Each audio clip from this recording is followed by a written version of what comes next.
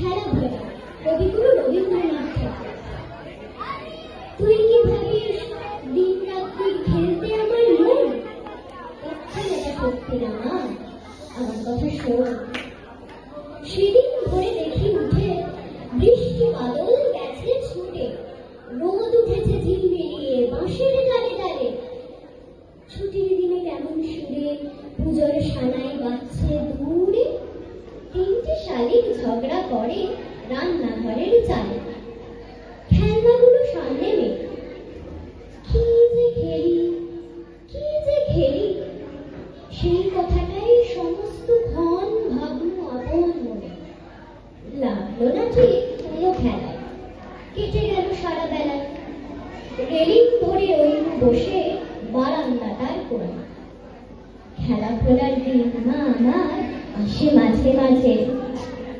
সেদিন আমার মনের ভিতর কেমন তোর বাজে। শীতের বেলায় দুই প্রহরে দূরে কালের ছাদের পরে ছোট্ট মেয়ে রোদ তুলে দেয় বেগনি রঙের শাড়ি। চেয়ে চেয়ে চুপ করে রই, দীপান্তরের পার বুঝি ওই। মনে ভাবি ওইখানেতেই আছে রাজার বাড়ি।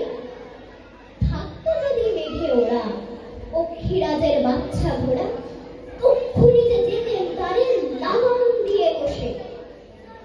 যেতে যেতে নদীর তীরে ব্যঙ্গমার ব্যঙ্গ মিলে পদ শুকিয়ে নিতেন আমি গাছের তলায় বসে।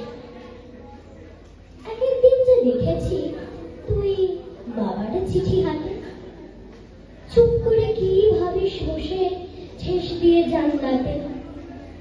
মনে হয় তোর মুখে চেয়ে তুই যেন কোন দেশের মেয়ে, যেন আমার অনেক কানে অনেক দূরের মা।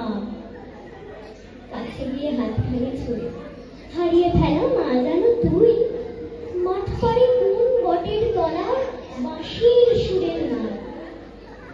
খেলার কথা যায় যে ভেসে, তুমি ভাবি কোন কালে সে কোন দেশে তোর বাড়ি ছিল, কোন সাগরের কূলে।